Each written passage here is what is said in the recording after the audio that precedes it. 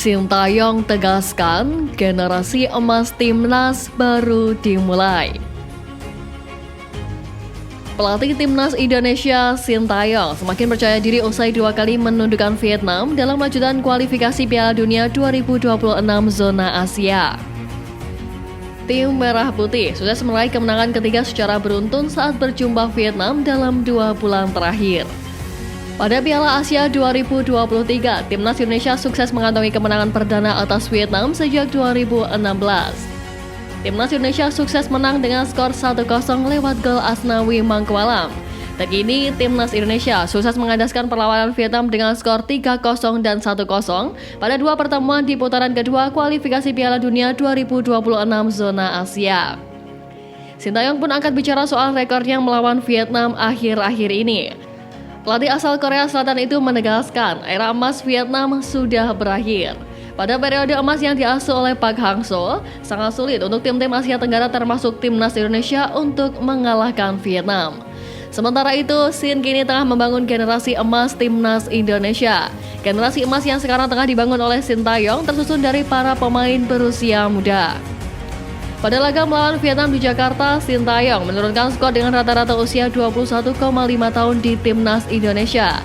Sementara pada laga kedua, rataannya hanya 22 tahun 5 bulan. Kami melakukan hal yang sama seperti yang kami lakukan selama ini. Vietnam adalah tim yang kuat. Namun generasi emas Vietnam sudah berakhir.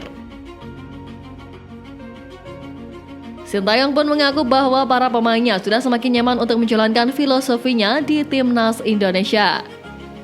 Dirinya mengaku tak mudah untuk mencapai hal tersebut karena memulai fondasi dengan cara memotong generasi dan hasilnya baru terwujud 4 tahun kemudian.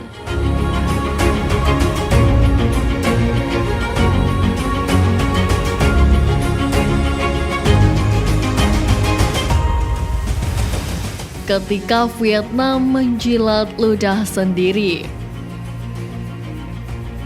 Apa kata yang tepat untuk menggambarkan timnas Vietnam? Baik pemain maupun media yang acap kali berkoar mengkritik negatif tentang timnas Indonesia. Ya, mereka menjilat ludah sendiri. Media Vietnam Bongda merengek meminta negaranya untuk mengikuti Indonesia perihal proyek naturalisasi untuk memperkuat tim nasional. Mereka merasa Vietnam kini tertinggal karena tak memberi ruang besar perihal wacana naturalisasi. Hal itu disampaikan Bongda setelah melihat timnas Vietnam dipermalukan 3 laga beruntun oleh timnas Indonesia di lintas ajang. Keberhasilan timnas Indonesia memutus dominasi Vietnam dinilai tak lepas dari keputusan PSSI menaturalisasi banyak pemain keturunan seperti Rafael Struijk, Tom Ha-ye hingga Ragnar Oratmangun. Kita bisa menyebut sejumlah nama seperti Sandy Walsh, Ivar Jenner, Mark Locke, Rafael Struijk, Jay Ises, Nathan Joaon, Tom Ha-ye atau Ragnar Oratmangun. Semuanya membuat Indonesia jadi tim yang kuat dan sulit dikalahkan. Sukses Indonesia menarik pemain berdarah Indonesia membawa banyak pelajaran bagi sepak bola Vietnam. Ketika isu naturalisasi sudah jadi tren yang umum berlaku di wilayah ASEAN. Tulis Bongda dalam artikelnya.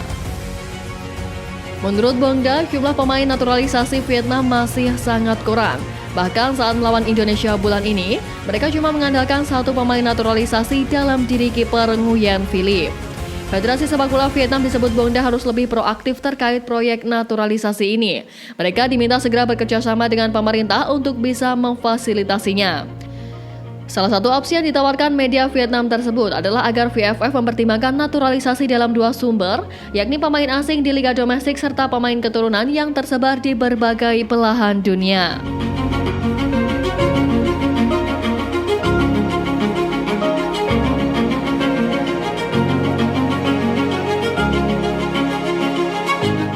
PSSI jadi pedang bermata 2 bagi Sintayong.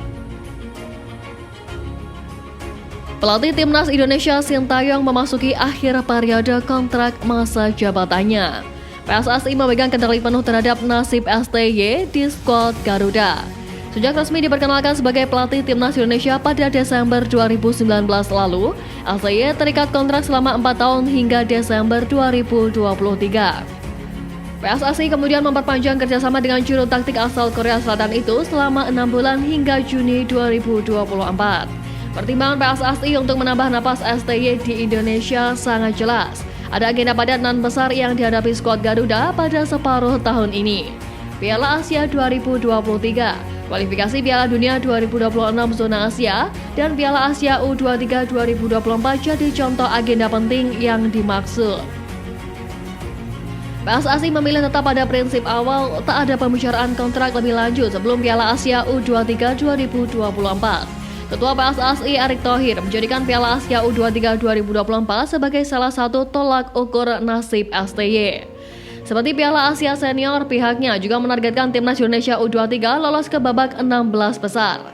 Disinilah titik permasalahannya dimulai. Banyak yang beranggapan jika PSSI waras, seharusnya tidak usah menunggu sampai mengetahui hasil Piala Asia U23 untuk memberikan kontrak tambahan kepada Sintayong.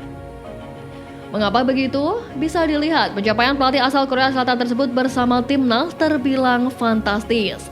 Lagi pula tidak adil rasanya jika ajang yang tidak menjadi acuan di kalender FIFA malah menjadi tolak ukur atas apa yang sudah dicapai STY selama ini. Kepercayaan PSSI terhadap STY sejauh ini pun sudah dibayar dengan pencapaian impresif.